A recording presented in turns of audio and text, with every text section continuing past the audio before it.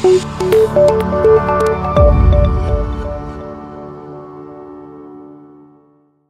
right, this is about creating your comprehensive business review. That's a package that you're going to send to a prospective seller that you vetted who they are, that they've signed and understood the non-disclosure agreement, and hopefully that you've got a general idea that they have enough money to get involved in the game of buying this type of business that you're representing and that they would be calling you about. So this is all confidential information, and it's called the Comprehensive Business Review. Some people refer to it as a confidential information memorandum, or a lot of other different terms that really are representative of this general report that you're going to give some people.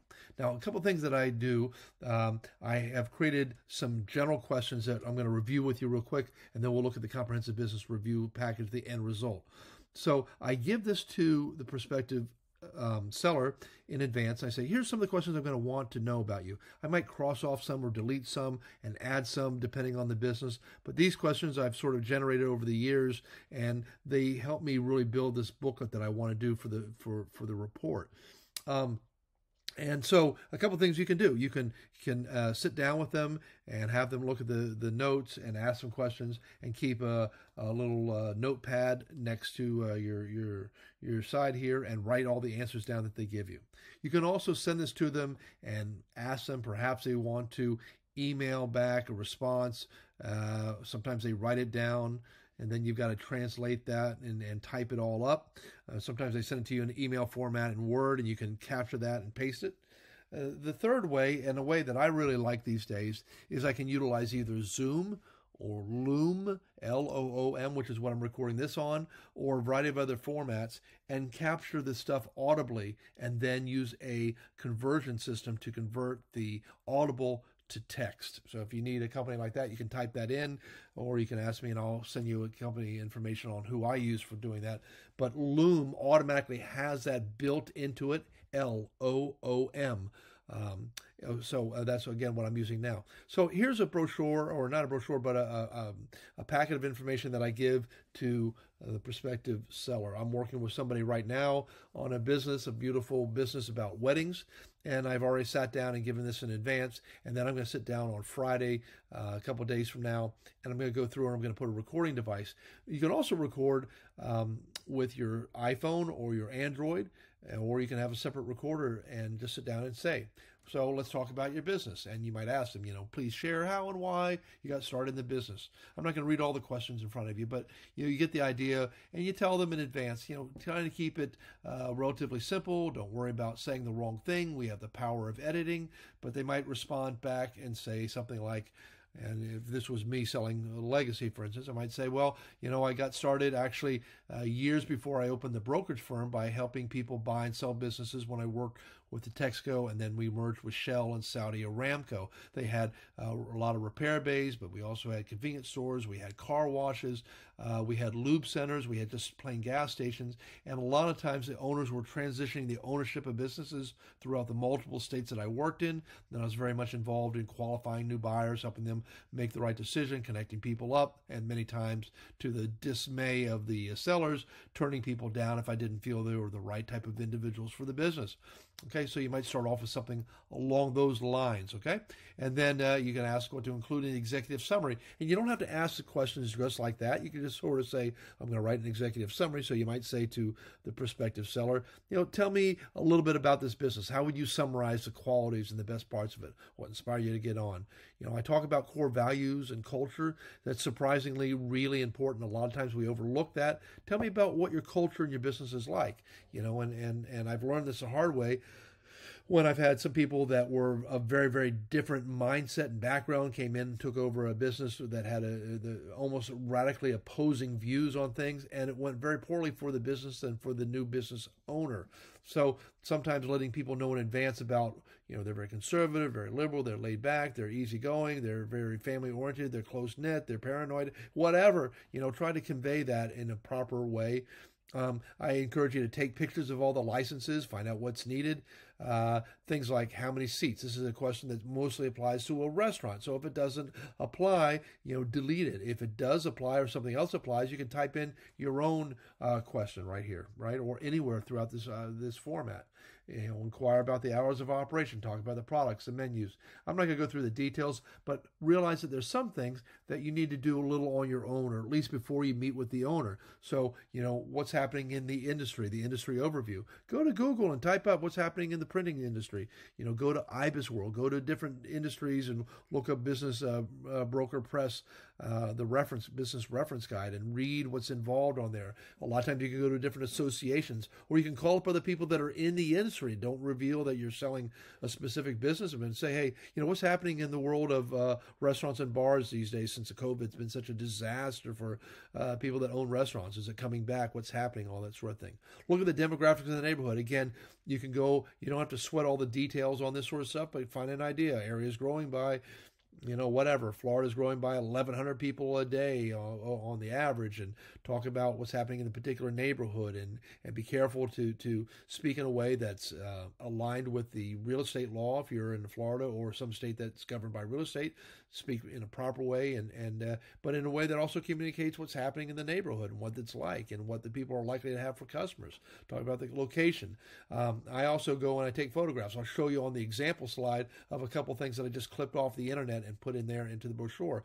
Talk about the facilities. Is this stuff new or old, worn down or beaten up, or in great crisp shape?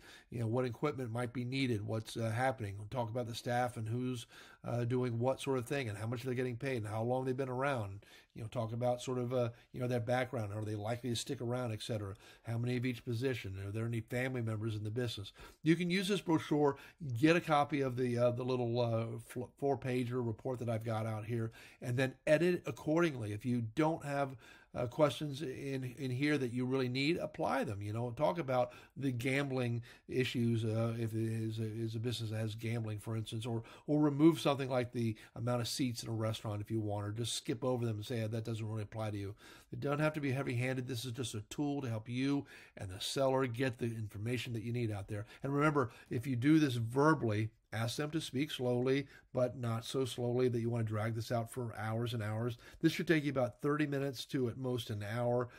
Try and keep the small talk to a minimum, but here's the 4-page report that I've got out there, okay? Now, I don't have an actual one. I've got a sample that I created some time back. So this is a little bit dated, but in our system, we have this outline ready for you to fill out. This is the Lights of Tampa Bay, which is not a real company, and unfortunately I haven't updated this for a couple of years. Oh, how did it get to be 2022 already? Okay, nonetheless, the format is very much the same. You can add up or adjust it. You can even see that I actually have my older address in here, but we have a table of contents, and we put in the different information that we want, and there's a table of contents system in the package that you can pull up from us, and then you can click on this and have it update accordingly. I also remind people about the purpose. This is a purpose for confidential information. Confidentiality is very much important. And remember, anybody reading this has already signed, agreed to, and claimed that they are going to hold by the rules of confidentiality. And make sure people understand that. Just because they sign something doesn't mean that they bought in, and your job is to protect this business until it's properly exposed through a non-disclosure agreement, etc. We even include in here's the next steps. What are you going to expect to do next? I keep the logo on all the different pages, keep everything dated. Again, Lights of Tampa Bay on West Lightning Street in Tampa. I put some photographs. I'm not sure where I clipped those from, but you want to include some photographs. You want to talk about the good, the bad, and the ugly. Start off with some really leading positive things. So good, 5 banks have so far expressed an interest in providing an SBA loan. I didn't say it was pre-approved. I said it's pre-qualified. But you can say that get as low as 10% down, and that less than 13% of the businesses for sale are SBA pre-qualified. And then I talk about some of the highlights and the details. I talked about the price and the land. You need to ask the right people and find out. Lights of Tampa Bay. Anyway, so this is a conglomeration of a variety of different businesses, the data and information.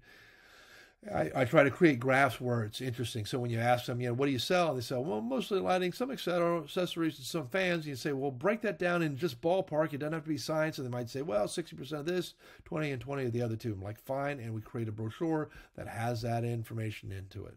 Okay, here's some of the different companies that they represent in their lighting. So I clipped and pasted that. And then I created some beautiful photographs of how the business lays out and how it looks, and different pictures of the inside and outside of the business, and even some of the projects that they might have worked on or helped people get going on. I talk about the opportunity. I talk about any licenses that they are required. I talk about the NAICS, which is a North Atlantic information code system, industry code system, and the SCIC.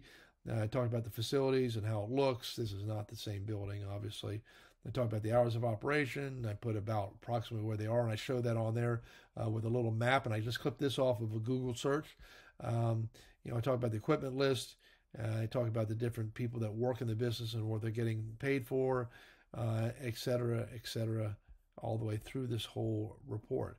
And so I try to create a 15 to 20 page, sometimes longer than that, report. Occasionally you have something that's kind of simple and keep it short. I remind people about the seller's discretionary earnings and what that is, because a lot of people don't know how do we calculate how much the business was earning. So I put in the formula. This is already in our outline format that you can use. We talk about business opportunities and summary, etc. We talk about why confidentiality is a must, and I reinforce this every single time I possibly can. And we talk about confidentiality, and we even talk about different people that should probably not know that the business is for sale. The crew. I try to work on something that has all C's: crew, customers, creditors, chain of suppliers, and competitors, right? But the key thing is that, hey, when the employees find out, sometimes they get nervous and they start running away. Customers might start making their decisions to be loyal to somebody else because they feel like they're losing you and they don't know what the new person is going to be like. Creditors might start a call on debt, etc. And I just let people know. I try to educate them because I realize that they're probably entering into a whole new world of knowledge that they've never experienced before. If it's positive, I try to show in graphs and storybook, hey, sales are going up over the last several years. We talk about where I got the multiples and how I price the business, and I can pull these details of average multiple seller's discretionary earnings and multiple of EBITDA, and I share that information. This is example only, but I even sometimes will put into what if you paid this much money and you paid this % down, and there was no seller holdback, and they paid 6%, they made payments over 204 months. Or whatever the months are out there, what the note might look like. And I just say this is just for information purposes only. If they were going to buy just the land, how that might look. And if they're just going to lend and borrow just to buy the business, how that might look. So I've got a couple graphs in there that help me get to it. And then I just spend some time, breaking the details down so they can see this information bit by bit by bit. And where the add backs are and the adjustments, and I show the last few years of formats to give them a good idea of the flow of how it's been doing over the years. So you can sort of see this sort of information. I talked about some of the real estate that's involved in it, how it looks and the layout and whether it's what it's zoned for. Again, I can pull this information off of the county appraiser's office. And if you're seeing this and you're recognizing this stuff, realize that I sort of clipped and pasted this from a number of different listings.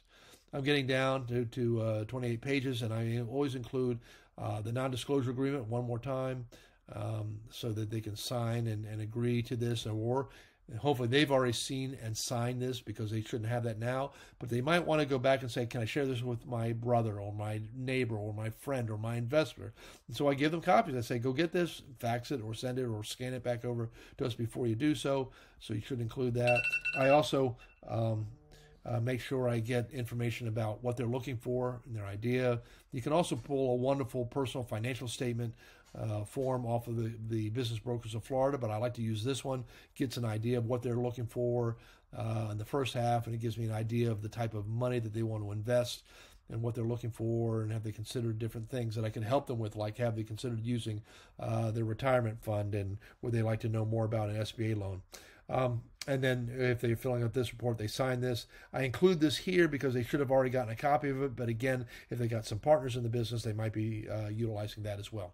Anyway, that's all I've got on this whole business thing out there. Keep an idea, make it colorful, make it interesting.